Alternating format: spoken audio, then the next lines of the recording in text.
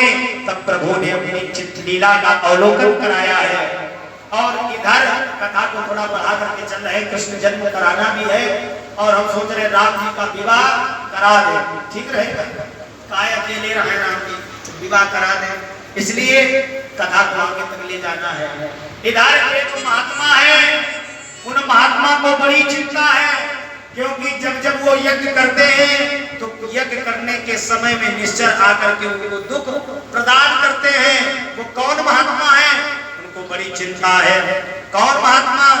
गाधी तनय मन चिंता व्यापी,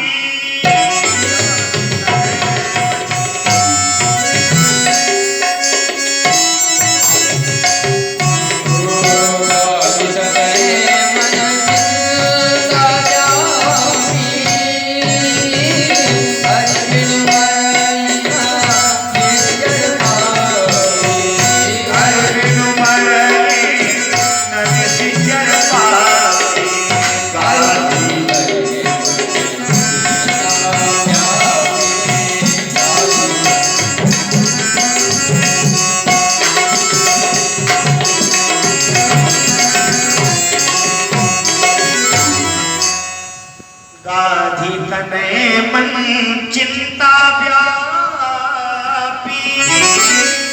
हर बिनु मरई न निश्चर पापी। अब तो विचार किया गाधी के पुत्र विश्वामित्र जी ने, क्योंकि ये जब जब यज्ञ करते हैं तो राक्षस आकर के इनको दुख प्रदान करते हैं।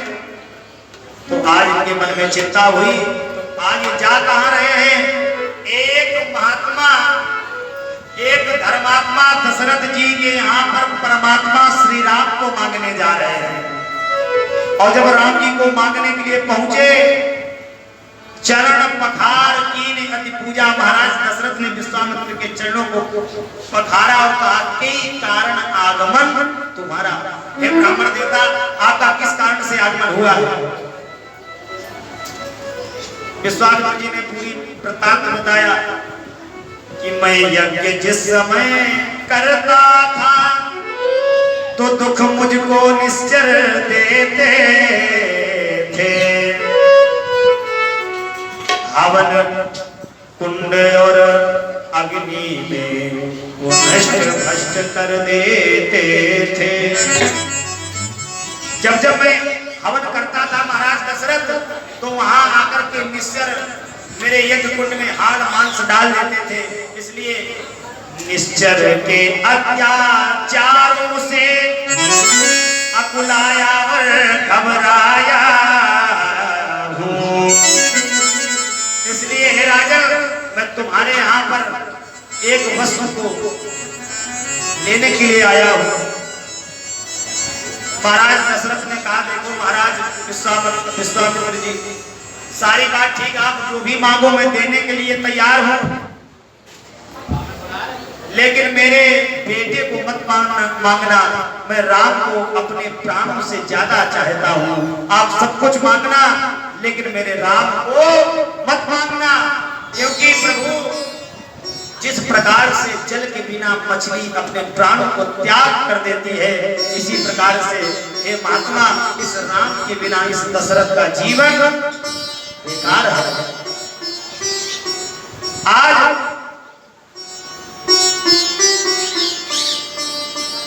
कहा महाराज दशरथ ने, प्रभु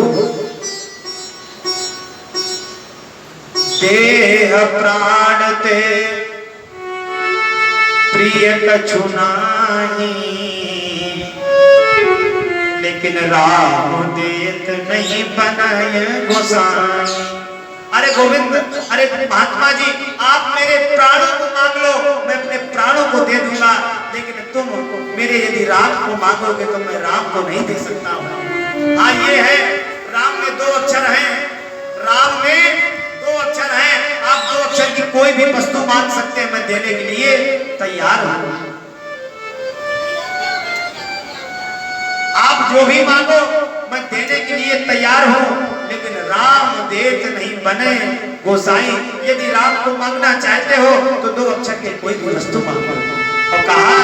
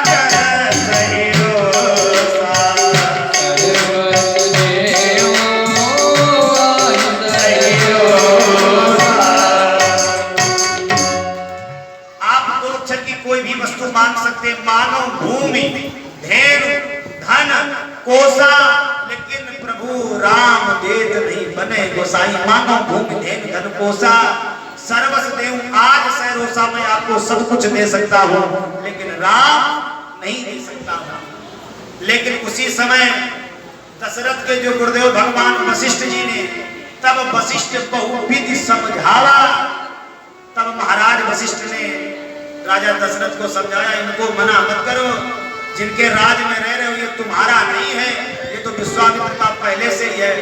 याद करो राजा हरिश्चंद्र से विश्वामित्र जी ने सब कुछ ले लिया था, और ये तो तुम्हें दे दिया है, ये मत भूलो कि सब जो है तुम्हारा है, सब ये विश्वामित्र जी का है।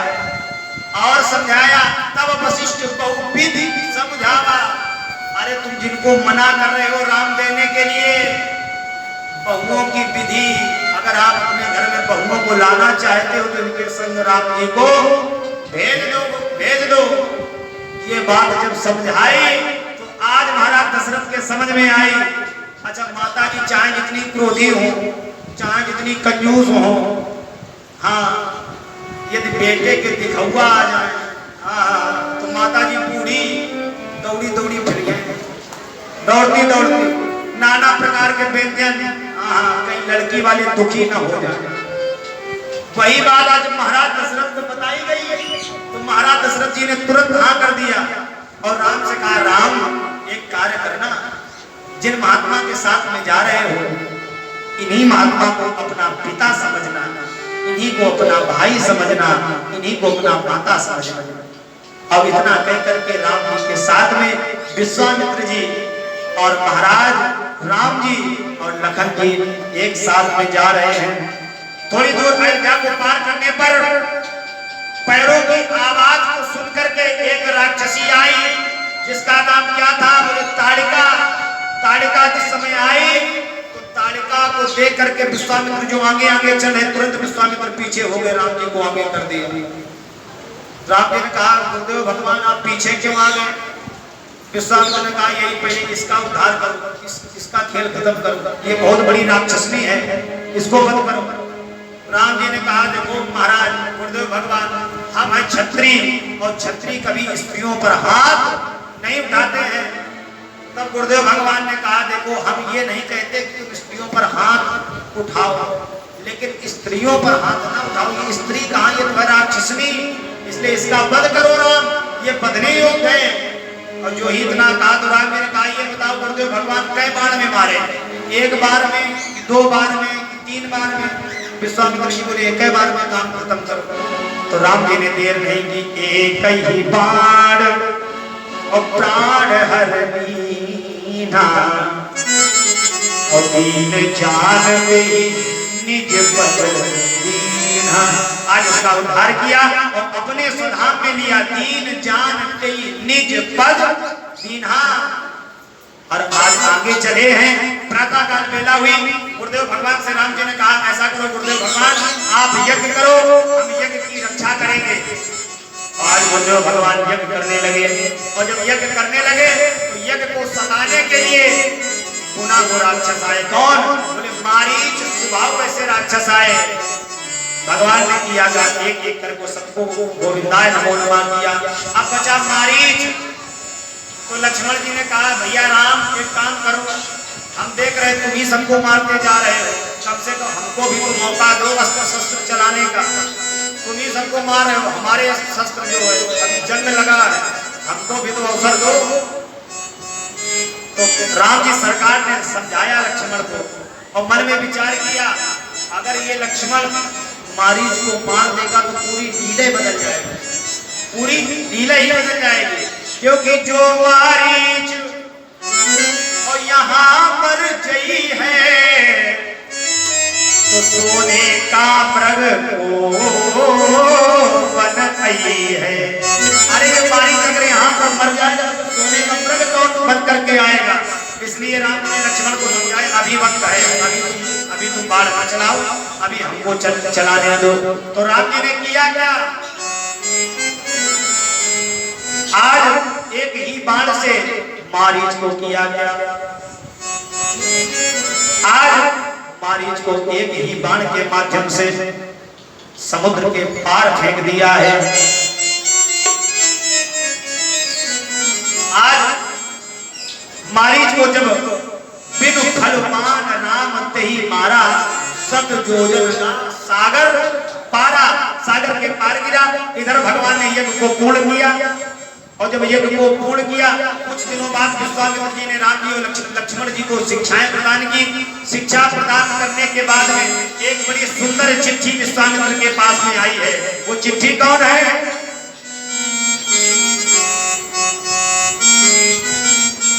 धनुष यज्ञ सुन रघुकुल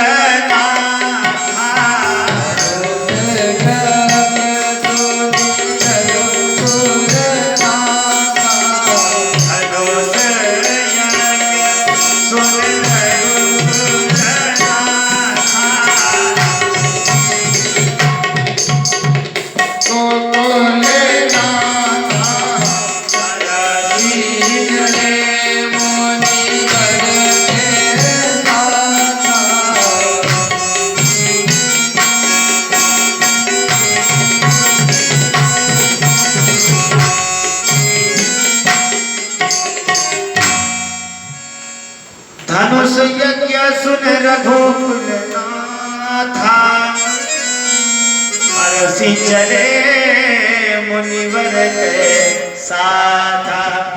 आज महाराज विश्वामित्र जी कहाँ पर जा रहे हैं? जहाँ पर आज धनुष यज्ञ का आयोजन होने जा रहा है। धीमे धीमे प्रभु श्री राम जी आगे बढ़ रहे हैं। आश्रम ठीक एक मग माही एक आश्रम देखा जो जीर्ण शीर्ण पड़ा है, वहां पर एक बहुत बड़ा पत्थर है, आश्रम टूटा फूटा हुआ है। राम जी ने कहा, गुरुदेव भगवान ये आश्रम कैसा है, ये पाषाण पत्थर कैसा पड़ा है? और जो ही इतना देखा तो विश्वामित्र ने कहा, राम उधर मत देखो, उधर कोई नहीं देखता है, इसलिए राम उधर तो मत देखो। राम जी ने कहा, गुरुदेव भगवान जहाँ पर कोई न देखे उधर तो मैं देखता हूँ, जिसकी कोई न सुने उसी की मैं सुनता हूँ। हे राम, राम जी ने कहा, गुरुदेव भगवान आप ही बता दो ये कौन है? तो आज गुरुदेव भगवान ने कहा, गौतम नारी श्राप बस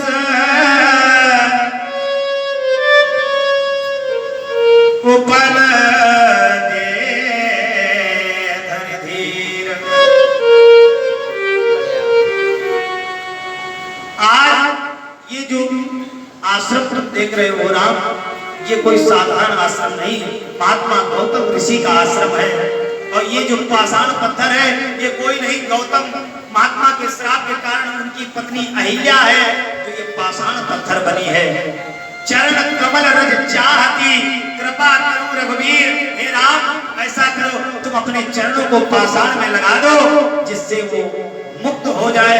राम जी ने कहा, वो तो ब्राह्मण है और मैं क्षत्रिय हूँ, अगर चरणों की धूल लग जाएगी तो समाज के लोग क्या कहेंगे? पवन देवता को याद किया, हे पवन देवता आप हवा को चलाइए और पैरों के नीचे की जो रज है मिट्टी है वो उड़ेगी, पाषाण पत्थर पर लगी, और जब वो पाषाण पत्थर पर लगी तो पाषाण पत्थर भी क्या हो गया? एक सुंदर स्त्री बनकर के प्रकट हो गई। बोले कहिया मैया की जय। मैया प्रकट हो गई। अब माताओं से निवेदन है, माताओं से एक प्रश्न है। अब आप ये बताइए, अहिल्या को प्रणाम सबसे पहले किसको करना चाहिए? राम जी को प्रणाम करना चाहिए कि जिस पति ने श्राप दिया है उस पति को पहले प्रणाम करना चाहिए? आप लोग बताइए किसको पहले प्रणाम करना चाहिए? बताइए, हाथ उठा करके कोई है? माताओं से निवेदन है। अब आप लोग का बुढ़वा में आई, हाँ थोड़ा तेज बोलिए, किसको प्रणाम करना चाहिए? कितने लोग कह रहे हैं पति वाले हाथ उठाओ, और कितने लोग आप लोग नीचे। अब राम वाले कौन है? राम को करना चाहिए। हाँ, राम वाले की संख्या कम है, राम को नहीं करना चाहिए। राम को बाद में, पहले पति को प्रणाम करना चाहिए। मैया अहिल्या ने विचार किया कि जिस पति के कारण आज मुझे जगतपति के दर्शन हुए हैं, ये तो श्रेय है मेरे पति का। यदि पति श्राप न देते तो फिर जगतपति के कभी दर्शन न होते। तो आज हुआ क्या, पति श्राप जो दीन्हा अति भल कीन्हा, परम अनुग्रह मैं माना। आज भगवान के चरणों में वो जादू है, वो आनंद है। एक भजनकार ने कहा है, बड़ा ही सुंदर भाव कहा है, सुंदर भाव। भरी उनकी आंखों में है कितनी करुणा, भरी उनकी आंखों में है कितनी करुणा, जाकर सुदामा पुजारी से पूछो, जाकर सुदामा पुजारी से पूछो, जाकर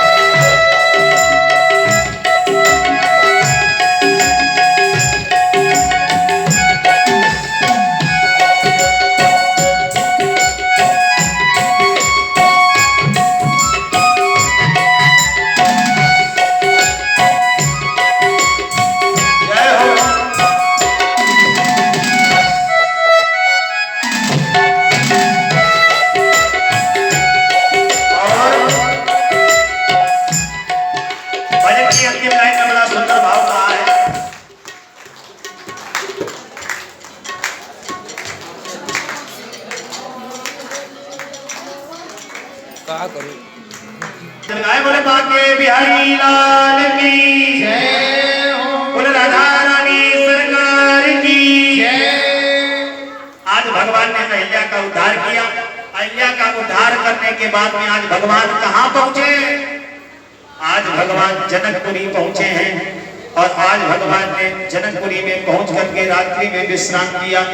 और विश्राम करने के बाद में दोनों भाई राम जी सरकार और लखनलाल जी सरकार दोनों लोग भगवान श्री गुरुदेव के चरण चाटने लगे और जब चरण दाबने लगे, अब तो आज के शिष्य जो है कोई सेवा नहीं करना चाहता है। गुरुदेव भगवान जब कहे बेटा पानी पिलाओ, तब शिष्य पानी लाए तो बेकार है। गुरुदेव भगवान के मन की बात जो जान जाए और पानी प्यास से पहले ही पानी ले आए, वही शिष्य है। राम जी सरकार लखनलाल जी दोनों लोग गुरुदेव भगवान के चरणों को पखाड़ रहे हैं, दाब रहे हैं, लेकिन राम जी सरकार की इच्छा है कम से कम जनकपुर भ्रमण तो करने, अभी पूरा घूमे नहीं है। लेकिन राम जी सरकार कहे तो कहे कैसे, तो राम जी ने एक बहाना बनाया और गुरुदेव भगवान से कहा, गुरुदेव भगवान एक इच्छा लखनलाल के मन में है, लक्ष्मण के मन में है। लक्ष्मण बोले भैया हमारे मन में क्या इच्छा है, हमारे मन में कोई इच्छा नहीं है। राम जी बोले चुपचाप रहो। गुरुदेव भगवान ने कहा क्या राम? राम जी ने कहा लक्ष्मण की इच्छा है, ये जो है मिथिला नगरी घूमना चाहेगा। लक्ष्मण बोले मन है आपका घूमना, आप चाहे तो नाम हमारा क्यों लगा दिया? जो ही इतना कहा, गुरुदेव भगवान से कहा, गुरुदेव भगवान लक्ष्मण की बहुत इच्छा है, मिथिला नगरी घूमना चाहता है, आपका आदेश हो तो नगर दिखाए तुरंत ले आवो। आप यदि आदेश कर दे, लखनलाल जो लक्ष्मण छोटा है, ये कुछ जानता नहीं, इसके साथ हम जाएंगे तो देखा भाली कर लेंगे। तो गुरुदेव भगवान ने कहा कि यदि तुम्हारी इच्छा है दोनों की तो तुम जा सकते हो। आज दोनों भाई तुम जाओ, सुख निधान दो भाई, करो सुफल सबके नयन, सुंदर बदन दिखाई। जाओ जाकर के तुम दोनों भाई मिथिला नगरी का भ्रमण करो, क्योंकि गुरुदेव भगवान को सब जानने वाले हैं। तो आज राम जी सरकार लक्ष्मण दोनों लोग गए और जैसे ही नगर के लिए गए, हम आप तो बहुत देर में आ पाते, जब कथा प्रारंभ होती है, हनुमान चालीसा होती है, भजन होते हैं, हम भी आ जाते हैं, उसके बाद आप लोग आते हैं। लेकिन जैसे ही मिथिला के लोगों को पता चला कि राम जी सरकार आए हैं, तो उन्होंने अपने अपने काम को त्याग दिया और किस प्रकार से दौड़े, धाये धाम धाये धाम काम सब त्यागी, मनहु रंग निधि लूटन लागी। आज सब छोड़ छाड़ के राम जी के दर्शन के लिए चले हैं और जो सखियां सहेलियां गोपियां थी, मिथिला की नारियां थी, तो वहां के जितने भी पति थे उन्होंने सबने गेट की कुंडी बंद कर दी कि तुमको दर्शन नहीं करने देंगे। तो सबकी सब स्त्रियां अटालिका पर चढ़ गई और वहां से चढ़ करके राम जी को प्रणाम किया है। कोई कहता है ऐसा मानो ऐसा लग रहा है जैसे ये भगवान विष्णु हो, विधि मुखचारी, ऐसा लगता है कहीं शंकर हो। एक सखी ने कहा, एक पुष्प लिया और राम जी के चरणों के पास में फेंक दिया और राम जी से कहा, राम जिस पुष्प की तुम तलाश यहाँ पर गलियों में कर रहे हो, सीता स्वरूपी पुष्प की तलाश जो यहाँ मिथिला की गलियों में कर रहे हो, ये यहाँ नहीं मिलेगी। वो तुम्हारी सीता, ये पुष्प तुम्हें कल सुबह प्रातः काल बेला में पुष्प वाटिका में मिलेंगे। तो आज राम जी ने उस पुष्प के संकेत को समझा, अपने नगर में आए, अपने कक्ष में आए। सुबह प्रातः काल बेला हुई तो राम जी सरकार गुरुदेव भगवान की पूजा के लिए पुष्प तोड़ने के लिए कहाँ पहुंचे? पुष्प वाटिका में।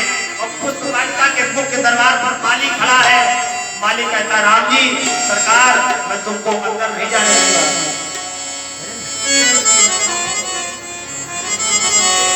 राम जी सरकार ने कहा, माली से तुम मुझे अंदर क्यों नहीं जाने दे रहे हो? उसने कहा, सरकार बगिया बिच ज्ञान नदी हो, राम तोरे पैया परू, पैया परू राम पैया परू,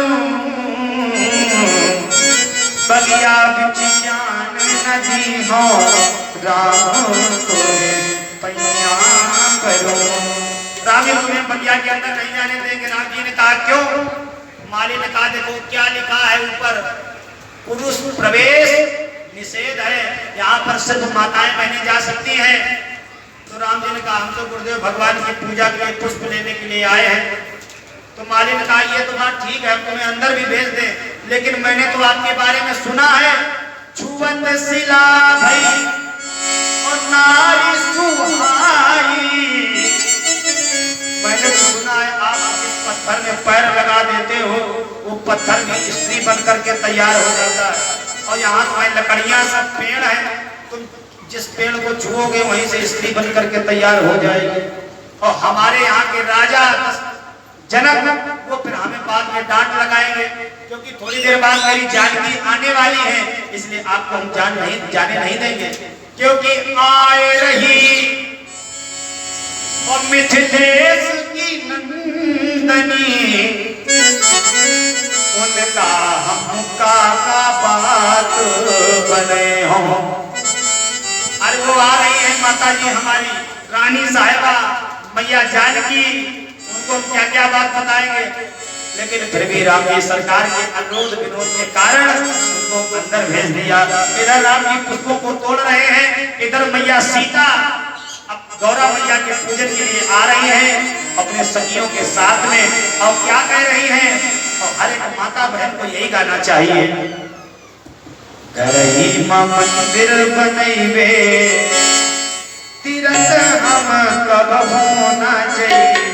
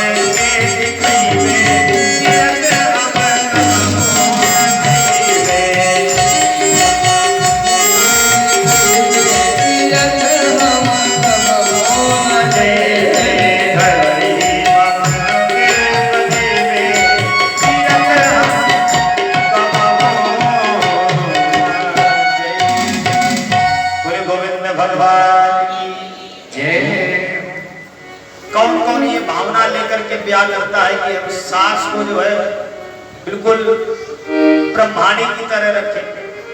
अब तो विवाह के पहले ही लड़का और बिटिया में करार हो जाता है तो विवाह तो करेंगे, लेकिन शर्त है तुम्हारे माता पिता को थोप थोप के खवाए नहीं पाई। निवेदन है, पहले ही फोन में करार हो जाता है। हाँ, अब माता कहती है बेटा से, क्यों, जब तुम्हारा विवाह हो जाएगा तो हमें छोड़ के तो नहीं जाओगे और तुम तो हमारी याद ही नहीं करोगे। अब एक कुआं खेत होता है, जब बेटे के निकासी होती तो कुआं में नहीं माता है जो पैर डाले जो करती होता है कुआं खेत, जो कह देती है पैर डाल के कुआं में हम मर जाएंगे अगर तुमने हमारा ख्याल न रखा। तो लड़का कह देता है बातों बातों, मैया तुम चिंता मत करो, तुम्हारा पूरा ख्याल रखेंगे। और बात हमसे पूछो लड़का कहता क्या? लड़का ये नहीं कहता है कि माता जी तुम्हारा पूरा ख्याल रखेंगे। लड़का क्या कहता है, तुम कल मरती हो आज मर जाओ, हमारी अम्मा आए वाली है। निवेदन है। तो आज राम की सरकार भी पुष्प वाटिका में, मैया जानकी भी पुष्प वाटिका में गौरा मैया के पूजन के लिए खड़ी है। और देखिए सीता मैया ने तीनों की वंदना की। एक नारी के तीन रूप होते हैं, पहले कुमारी, फिर नारी और फिर महातारी, तो तीनों की वंदना की है। और हम नहीं लिख रहे हैं, बाबा ने लिखा है, जय जय गिरिवर राज किशोरी, जय जय गिरिवर राज किशोरी है हिमाचल की पुत्री, जय जय गिरिवर राज किशोरी, और जय महेश मुखर चंदन चकोरी, जय जय बदन अखंडानन माता, जगत जननी दामिनी दुतिकाता। हे हिमाचल की पुत्री, हे शंकर जी की भार्या, हे कार्तिकेय गणेश जी की माता, तीनों की वंदना की है कि मैया आप हम पर कृपा करना। मेरे पिताजी ने धनुष यज्ञ कराया है, इसलिए सुंदर वर प्राप्त हो। एक सखी दौड़ते हुई आई सीता के पास, बोली अरे सीता यहाँ की पूजा छोड़ो, मैंने पुष्प वाटिका में बड़े सुंदर एक राजकुमार को देखा है, उसको मैंने देखा है तो मेरी नजर ही नहीं हटी। सीता तुम यहाँ से पूजा छोड़ करके पहले उस राजकुमार को देखो। तो राम जी जहाँ पर फूल तोड़ रहे हैं वहीं पर मैया सीता पहुंची। राम जी ने सीता को देखा, सीता ने राम को देखा, अखियां से अखियां मिल गई। कोई आया सखी बोले बगिया में, अरे जैसे जादू है उनकी ऐसी नजरिया में, कोई आया सखी बोले बगिया, ताली बजा करके भाव के साथ आया सखी बोले बगिया में,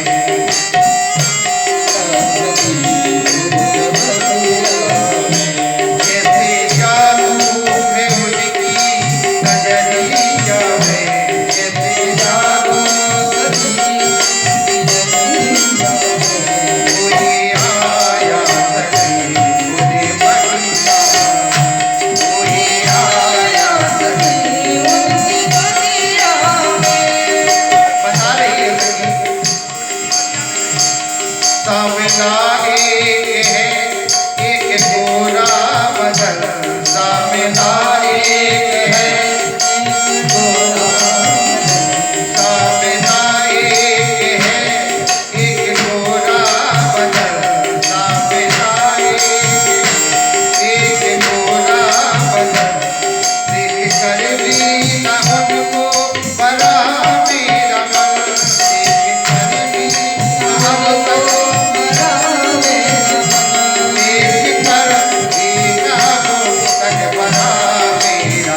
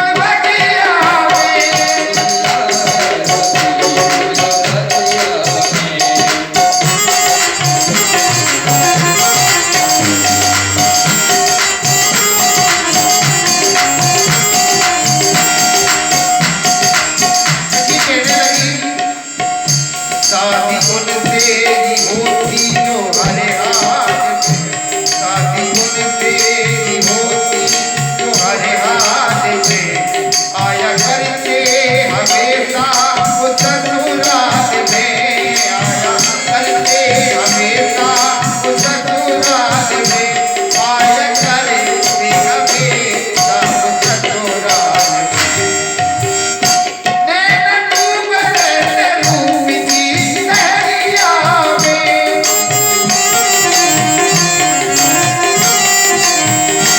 कोई आया सखी मुझे बगिया में, कोई आया सखी मुझे बगिया में, कोई आया सखी मुझे बगिया में, कोई आया सखी मुझे बगिया में,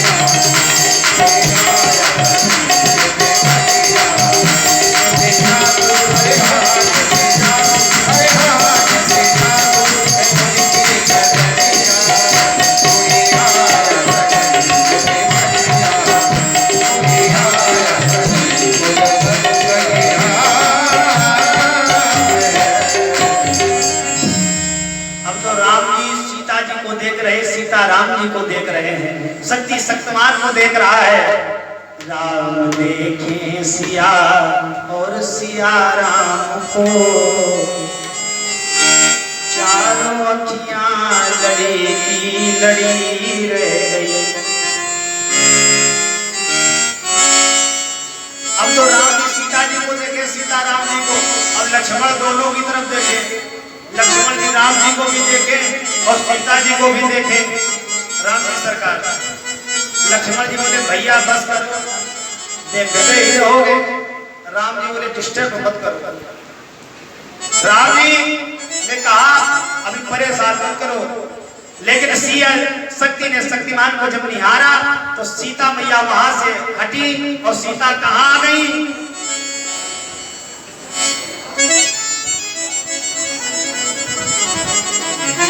और जो इतना कहा है तो सीता मैया कहां पे आ गई? मैया गौरा मैया के पास में आ गई और गौरा मैया से कहा कि मैया आपसे जो वरदान मांगा है उसमें निवेदन है, आप वरदान, भाई हमने तो मांगा है, हमारे मन में तो कल्लू राम बसे हैं, राम जी बसे हैं, और पता चले आप हमें वरदान में गोरा वाला दे दो, तो वो नहीं चाहिए। तो क्या सीता जी ने मांगा? मनुजा हीरा चेहु मिलई सोबरो, सहज सुंदर सावरो, करुणा निधान सुजान शील गहे हजारन रावरो,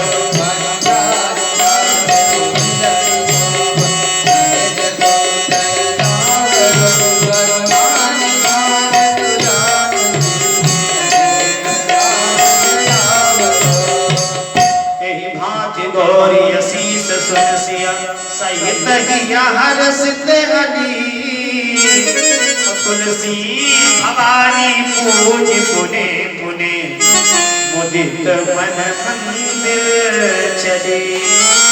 आज मैया ने वरदान दे दिया, जाओ जो तुमने मांगा है वो तुम्हें अवश्य मिलेगा। आज मैया सीता जी अपने पास में आई, राम जी सरकार ने पुष्प तोड़ करके अपने गुरुदेव भगवान को दिए। अब जब दूसरा दिन हुआ, अब सभी से निवेदन है बहुत ध्यान से कथा को सुने। महाराज जनक के द्वारा किसी को नहीं बुलाया गया है, किसी को पीली चिट्ठी नहीं दी है कि आपको धनुष यज्ञ में आया बुलाया है, सिर्फ महाराज जनक ने एक को बुलाया है, एक को निमंत्रण दिया है। किसको? सदानंद तब और जनक बुलाए, कौशिक मुनि बही तुरत पठाए। और सदानंद जी का आगमन हुआ। जनक जी ने कहा सदानंद से जो भी मेरी आज्ञा प्रतिज्ञा है सब महिपालों को सुना दो, जो भी देश देश के भूमदिनाना आए हैं यहाँ पर पधारे हैं सबको बता दो मेरी क्या प्रतिज्ञा है। सदानंद जी ने आज प्रतिज्ञा को रखा है कि जो भी राजा महाराजा भट्ट बलवान वीर इस अजगों का खंडन कर देगा उसी के साथ में सीता का पाणी ग्रहण संस्कार हो जाएगा। अब तो बड़े बड़े राजा बैठे हैं, देश देश के द्वीप द्वीप के भूपति नाना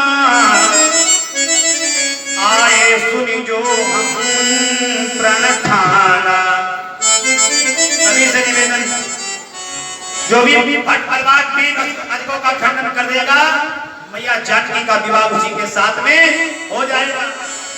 उसी समय गुरुदेव भगवान के साथ में कौन पधार रहे हैं? राम की सरकार। और जब राम की सरकार पधारे तो राम जी के लिए आसन छोटा मोटा नहीं दिया गया, उनको सबसे बड़े मंच में बैठाला गया। सब मंचनु ते मंच एक सुंदर विसद विशाल मुनि समेत दो बंधुता बैठाए महिपाल। अब तो प्रतिज्ञा हो गई, जो भी रावण बलवान वीर इस अजगर का खंडन कर देगा, सीता के साथ में नाता उसी का तय होगा। अब तो बड़े बड़े राजा महाराजा बलवान वीर एक एक करके जाते हैं धनुष के पास में, लेकिन धनुष में क्या है? 440 वोल्ट का करंट लगा हुआ है। हिलाने की बात छोड़ो, जो छूता है वही करंट खा करके वापस आ जाता है। ऐसे वैसे राजा नहीं, बड़े बड़े राजा पधारे हैं, सब समाज लगी है। एक राजा जाता है, धनुष को उठाने का प्रयास करता है और करंट जब लगता है तो वापस आ जाता है। तो दूसरा वाला राजा जो बगल में बैठा है उसने कहा, भैया तुम तो धनुष तोड़ने गए, लौट क्यों आ गए? तो जो धनुष तोड़ने गया था वो ये नहीं बताया उसने कि हम भैया करंट खा के आए हैं।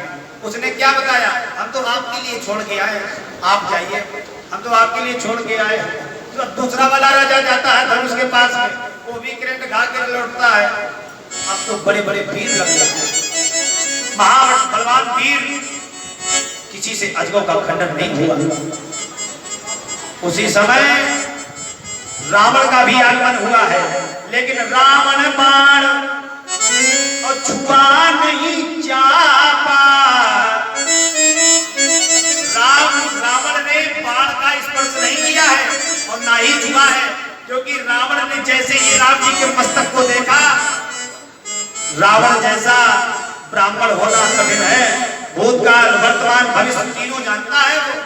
जैसे ही राम जी के मस्तक को देखा तो रावण एक पहला ऐसा ब्राह्मण है जिसने भगवान को देख करके भगवान का भविष्य बता दिया। रावण ने कहा, सुनो राम, हे राम निमंत्रण देता हूं और सीधे गलंग चले आना, और सीता सी मोक्ष पितारी को तुम सारी लंका ले आना। और अगर राम तुम सीता को नहीं लाए तो करेंगे क्या? छल से बल से निज पौरुष से और तेरी सीता हर लाऊंगा। हे राम निमंत्रण देता हूँ, सीधे गलंग चले और पहले राम के मस्तक को देखा जो ही रावण ने, तो रावण ने भाग बता दिया रावण का। राम सुनो,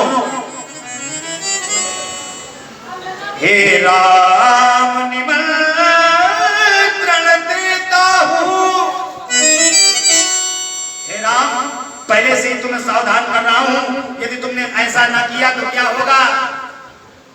हे राम तुम्हारे पाए मुकुट पर सिया हरण बनवास लिखा।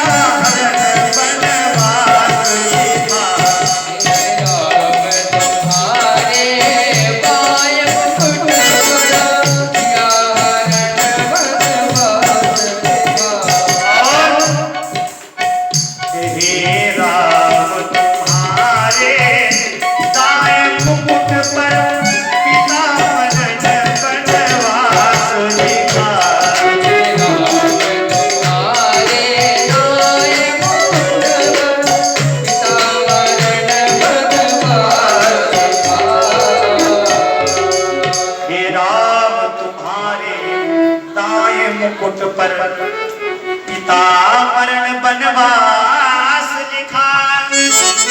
हे राम तुम्हारे पाय मुकुट पर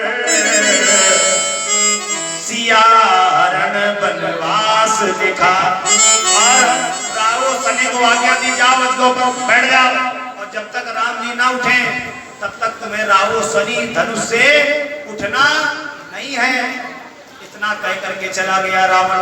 अब तो यहाँ पर देश द्वीप द्वीप के भूपति नाना चढ़ाए रहो भैया, भयंकर लगाए रहो। अब तो बड़े बड़े राजा जाते हैं लेकिन अजगौ का खंडन नहीं कर पाते हैं। निवेदन है बड़े बड़े वीर बलवान अजगौ का खंडन करने के लिए जा रहे हैं लेकिन लौट करके वापस आ जाते हैं। एक राजा ने विचार बनाया, अरे भैया हम लोग कितने हैं? बोले हम लोग कुछ नहीं तो 10,000 राजा होंगे। बोले फिर क्या किया जाए? बोले एक साथ लग जाओ। एक राजा ने कहा पागल हो गए हो, सीता एक है और तुम लगोगे सब के सब तो कैसे क्या होगा? राजा ने कहा ऐसा करो सब लोग साथ में लगो, धनुष टूट जाए ठीक है, धनुष के बाद सब लोग युद्ध कर लेना, जो आखिरी बचे वही सीता के साथ में विवाह करेगा। एक लोगों ने संकेत दिया ये गलत है, चौपाई ये सिद्ध नहीं कर रही। फिर भूप सहस दस और कई बारा, यहाँ पर मानस के प्रेमी बैठे, निवेदन है सभी से, भूप सहस दस कई बारा और लगे उठावन सदाई न तारा। एक वक्त में कहा 10,000 राजा रहने लगे हैं। बोले फिर बोले वहां पर 1200 का भी आगमन हुआ जिसके साथ में बुझाए हैं, लेकिन कहा गया कि उसने तो बाण का स्पर्श नहीं किया। फिर ये चौपाई क्यों? भूप सहस कई बारा। वहां पर राजा है 10,000 से भी ज्यादा है, कम भी हो सकते हैं, एक एक करके गए हैं लेकिन अजगौ का खंडन नहीं कर पाए। और 12 माने होता है दिन, भूप माने राजा, सहस माने 1000, 10 माने दशानन का भी यहाँ पर वर्णन किया गया है और 12 माने दिन। इसका मतलब ये है कई जगह पर प्रमाण मिलता है। यहाँ पर बूढ़े बुजुर्ग लोग बैठे हैं, पहले जब बरातें होती थी तो 2-2, 3-3 दिन बरातें जाती थी। यहाँ पर वृद्ध लोग बैठे हैं, 2-2 दिन तक बारात होती थी। जब कलिकाल कलयुग में 2-2, 3-3 दिन तक बारात हुई है, 5-5 दिन की भी बारात होती थी। अब तो चट मंगनी पट गया, क्योंकि वो जानते, लड़के का पिता जानता है कि अगर थोड़ी देर और रुक गए तो अभी यहाँ पर लड़ाई होने में देर नहीं, क्योंकि वो सब बाराती जो है मदिरा का पान किए हैं। इसलिए बिल्कुल लड़के का जो पिता है वो पहले से ही कहीं भैया भोजन किया, बोले हाँ, बोले चलो गाड़ी में चलो चलो चलो। वो जानता है अगर थोड़ी देर रुक गए तो बवाल हो जाएगा। इसलिए वहां पर प्रमाण कुछ मिलता है कि मैया जानकी का स्वयंवर 1 दिन नहीं चला है, 2 दिन नहीं चला है, 11 महीने 29 दिन तक माता सीता का धनुष अधवेशन चला है। इसलिए उन दिनों तक 10,000 राजा लगे, लेकिन जब किसी से अजगौ नहीं उठा, द्वीप द्वीप के भूपति नाना,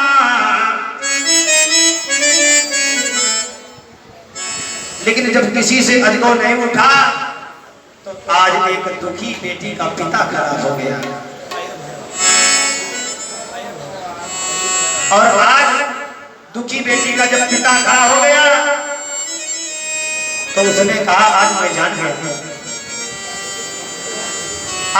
गया कि यहाँ पर कोई पृथ्वी पर वीर नहीं है, वीर विहीन मही मैं जानी, मैं जान गया यहाँ पर कोई बहुत बड़ा वीर नहीं है, क्योंकि यहाँ पर मैंने तो बड़े बड़े वीर बलवानों को बुलाया था लेकिन कोई भी आज अजगौ का खंडन न कर सका। आज दुखी बेटी का दुखी पिता खड़ा हो गया, आंखों में आंसू है और बोला सीता मुझे माफ कर दो, अगर मैं ऐसा संकल्प न लेता तो सीता तेरा विवाह हो जाता। अरे मेरा बड़ा दुर्भाग्य है सीता, तो तेरा विवाह न कर सका।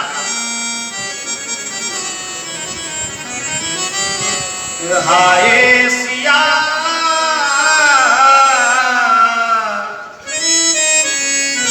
हे सिया,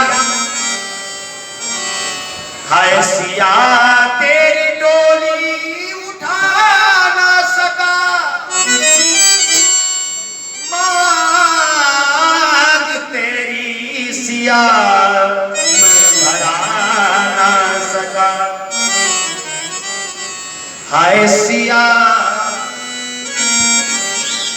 तेरी डोली उठा ना सका, मांग तेरी सिया मैं भरा ना सका। हे बेटी, ये मेरा बहुत बड़ा दुर्भाग्य है, क्योंकि यहाँ पर बड़े बड़े राजा महाबली बलवान वीर पधारे हैं, लेकिन न टूटा चाप तीनों लोग के रणधीर बैठे हैं, हजारों वीर बैठे हैं, हजारों सूर बैठे हैं, लेकिन आज किसी से अजगों का खंडन नहीं हुआ। अरे धिक्कार है इन राजाओं पर, क्योंकि जिसने जीवन में कन्या जाई ही नहीं, वो दूसरे के वीर क्या जाने। जिसने कन्या जाई नहीं,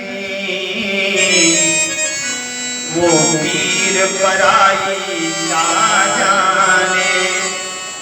जिसने कन्या जाई नहीं, वो वीर पराई क्या जाने। आज मैं जान गया पृथ्वी वीरों से खाली है। आज ऐसा जो ही महाराज जनक ने कहा, अपार क्रोध है, पूरी समाज को ललकार दिया और कहा जान गए यहाँ पर बड़े बड़े वीर महाबल बलवान बैठे हैं, लेकिन आज तजहुआस निज गृह जाबो और लिखा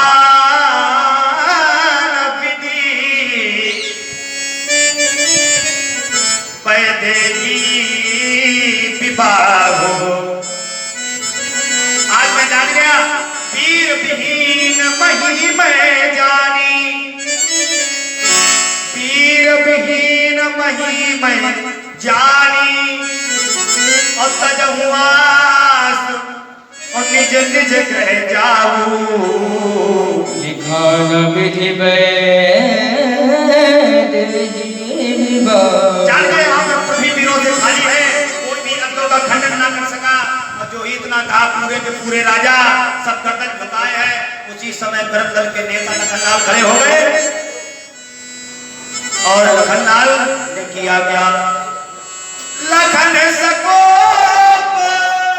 बचन ने बोले और डगमगाई मही दिग्गज डोले। आज लखनलाल को अपार क्रोध है। लखनलाल ने कह दिया, अरे जनक कैसे कह दिया पृथ्वी वीरों से खाली है, जनक कैसे कह दिया पृथ्वी वीरों से खाली है, तुम्हें पता नहीं है जनक, यहाँ पर मर्यादा पुरुषोत्तम भगवान राम में बैठे हैं, तुमने कैसे कह दिया पृथ्वी वीरों से खाली है। अरे ये धनुष धनुष तो ये बहुत छोटी चीज है, इस धनुष को मैं अतल वितल सुतल तलातल सातल में मिला सकता हूँ, भूलोक भूलोक स्वर्गलोक में मिला सकता हूँ। जनक कैसे कह दिया पृथ्वी वीरों से खाली है। अरे जनक, सच्चे योद्धा सच्चे क्षत्रिय अपमान नहीं सह सकते हैं, वो सुनने की चाह नहीं, वो चुप कैसे रह सकते हैं। कैसे कह दिया जनक पृथ्वी वीरों से खाली है। इस अजगों को मैं कच्चे घड़े का समान फोड़ सकता हूँ, कैसे कह दिया पृथ्वी वीरों से खाली है। काचे घट जिमी डालो भोरे, काचे घट जिमी डालो भोरे, बन हमार सकल मेरु मूलक जिम तोरे। अरे कैसे कह दिया जनक पृथ्वी वीरों से खाली है। इस अजगों को मैं कच्चे घड़े का समान तोड़ सकता हूँ, कंदुक यूं ब्रह्मांड उठाऊं, इस अजगों को मैं ब्रह्मांड में मिला सकता हूँ। जिस प्रकार से बच्चे गेंद को खेलते हैं, गेंद की भांति इस अजगों को फेंक सकता हूँ। जनक कैसे कह दिया पृथ्वी वीरों से खाली है। जो तुम्हारी अनुशासन पाओ, कल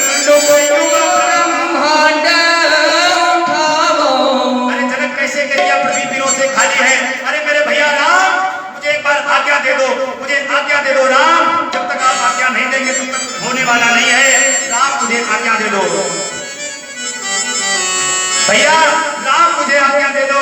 अरे जनक, एक बार भैया का आदेश मिल जाए, अजगौ को तो मैं अतल वितल सुतल तलातल में मिला सकता हूँ। कई न सकत रघुवीर गर, मैं तो राम के कारण कुछ नहीं कर पा रहा हूँ। एक बार आदेश दे दो मुझे। मांगे लखन कुटिल भई भऊ में, रजपत भर कत नयन सोहे। अब तो लखनलाल का क्रोध सातवें आसमान पर है। आज जनक जी बोल नहीं पा रहे हैं कुछ। अरे जनक, कैसे कह दिया पृथ्वी वीरों से खाली, तुम्हें इतना भी नहीं पता यहाँ पर सूर्यवंशी मर्यादा पुरुषोत्तम भगवान राम बैठे हैं।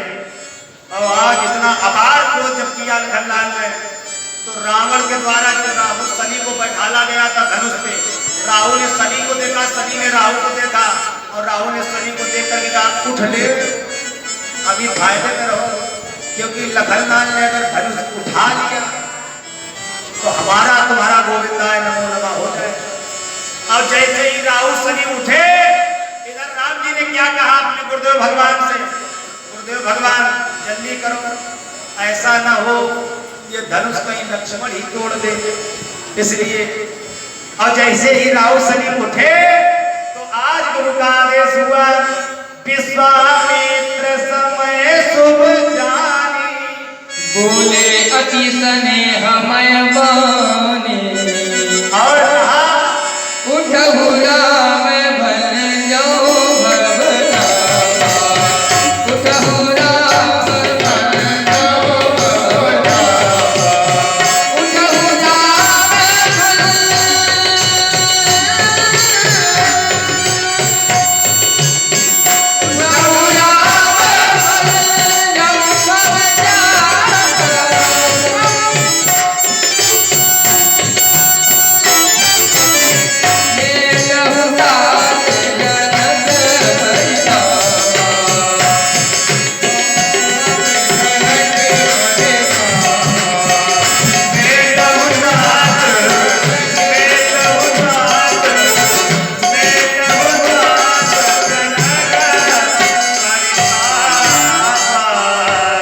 और राम जी सरकार उठे, पुरई प्रणाम मनई मन, कीना गुरुदेव भगवान को प्रणाम किया। हरस विषाद न कछपुर आवा, न राम जी को बहुत हर्ष हुआ न दुख हुआ। अब तो जब दूल्हा बने कोई लड़का, तो देखो आगे सीट पर ऐसे बैठता जैसे अहली हुई रस्सी रखी हो। हाँ, ना किसी को प्रणाम करेगा दूल्हा न कुछ। राम जी ने क्या किया, गुरु ही प्रणाम, मनहि मन कीन्हा, अति लाघव उठाय धनुनी, धनुष को ठीक से उठाया है और किया क्या, तेई छन राम आज धन मोरा, तेई राम आज धन मोरा, तेई छन राम मारे धन मोरा, तेई छन राम मारे धन मोरा, हो भरे मुहन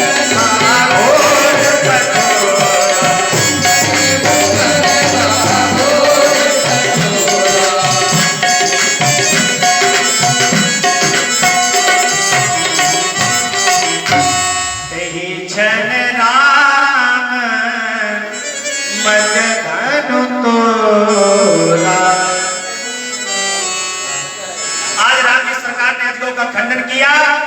बोले राजा राम सरकार की जय हो।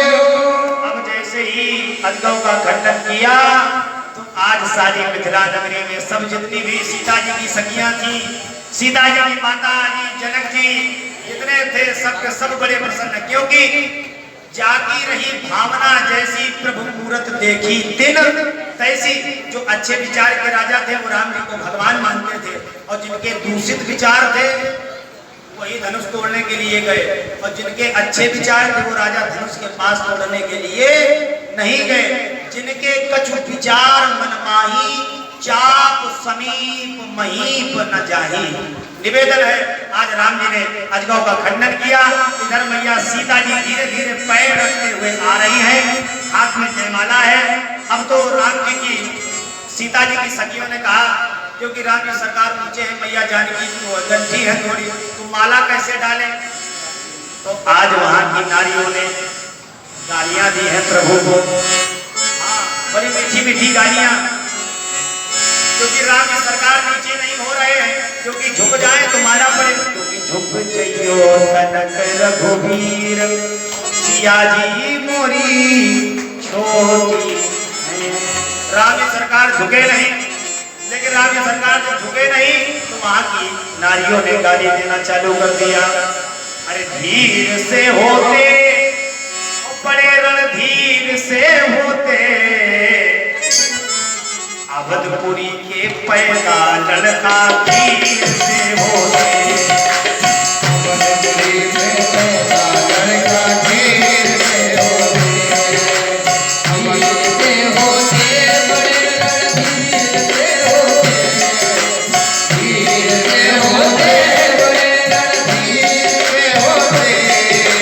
जनकपुरी के अवधपुरी के लड़का पैदा धीर से होते, अवधपुरी में पैदा लड़का धीर से होते।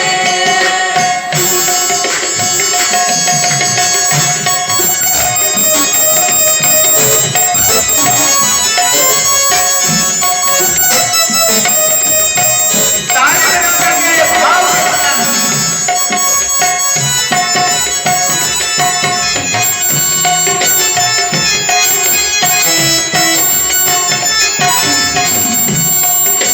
और अब जैसे ही वहां की नारियों ने गाली दी, धीर से होते बड़े तकदीर से होते, अवधपुरी के पैदा लड़का खीर से होते। अब लखनलाल ने कहा देखो भैया अब तो हम शांत नहीं रहेंगे। राम जी ने कहा हमने कौन कहा तुम शांत रहो, अब तो तुम बोलो, ससुराल में दबना नहीं चाहिए, तुम भी बोल दो। तो लक्ष्मण भी कम नहीं, लक्ष्मण ने कह दिया सुनो तुम ही नहीं गाली दे पाते हम भी दे लेते हैं। तो लक्ष्मण ने कहा अरे धीर से होती और बड़े तकदीर से होती, और जनकपुरी की बिटियां धरती चीर के होती, जनकपुरी में पैदा धरती चीर के होते, जनकपुरी की बिटियां धरती चीर के होती, जनकपुरी में पैदा धरती चीर के होते, धीर से होती बड़ी तकदीर से होती, धीर से होती बड़े तकदीर से होते, जनकपुरी की बिटियां धरती चीर के होती, जनकपुरी में पैदा धरती चीर के होते, जनकपुरी में धरती चीर के होते।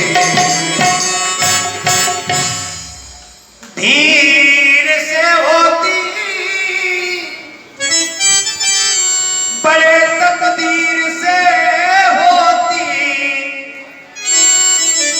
और जनकपुरी की बिटियां धरती चीर के होती।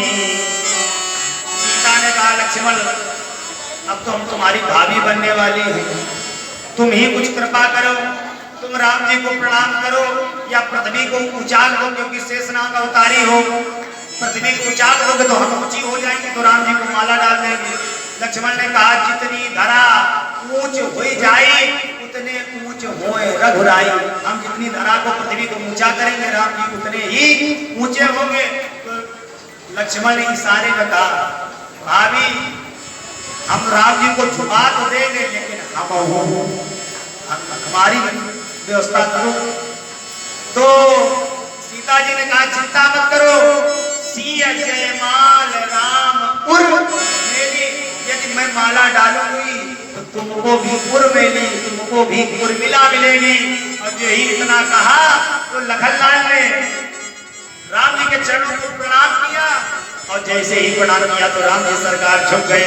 इधर सीता जी ने माला डाली, तो हमारे साथ सभी लोग बोले ओ स्त्री यदुवर कोमल कमल नयन को पहना हो। निवेदन है जैसे आज 7 बज जाए तो दिक्कत, जैसे 7 बज जाए तो दिक्कत। सब लोग बैठे रहेंगे, कौन कौन बैठे रहेगा हाथ उठाइए।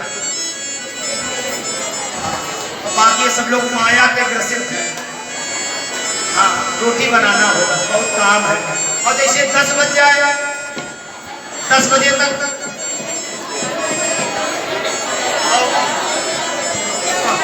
रुक जाओ, आप लोग बातें करने लगती। देखो माता जी बातें न करें, कुछ माताएं तो बातें करती, जीजी क्या बनाया है, कद्दूका की सब्जी बनाया है। तो निवेदन है थोड़ा शांति का सहयोग। जैसे 12 बज जाए और 4 बज जाए सुबह का, और 4 बजे के बाद हम ही ना रहे तो हाँ, बड़े भाव के साथ ताली बजा करके सभी लोग बोलेंगे, सभी लोग हाथ ऊपर करके, ओ श्री रघुवर कमल नयन को पहला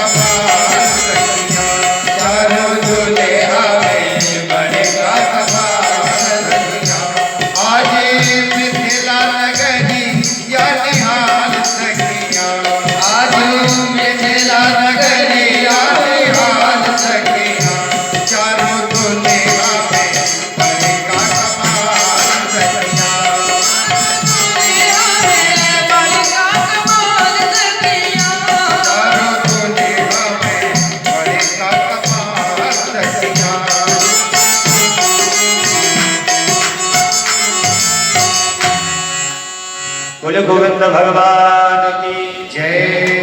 राम जी ने धनुष को तोड़ा, सीता से नाता जोड़ा। राम ने धनुआ तोड़ा जानकी तेरे लिए। बोले श्री अवर रामचंद्र की जय। यहीं से रामचरितमानस का विश्राम करेंगे, यहीं से चंद्रवंश को उठाने का प्रयास रहेगा। लेकिन निवेदन है आप सभी से, आप सभी के घरों में जब कुछ ना हो तो रामचरितमानस सबके घर में होनी चाहिए। तुलसी का गमला सभी के घर में होना चाहिए। यदि इतना भी नहीं कर पाए तो मानव जीवन बेकार है, क्योंकि तुलसी ने रामायण लिख दी। सभी से हाथ जोड़ के निवेदन सदैव जीवन में उतारने। तुलसी ने रामायण लिख दी और घर घर नाम बनाने को भूल गए तो हाथ चौपाई गाते फिल्मी गाने को। निवेदन है, लोग कैसे जी रहे हैं आज के वातावरण में, नींद में दिन बीत जाता, रात कटती जागरण में। और निवेदन,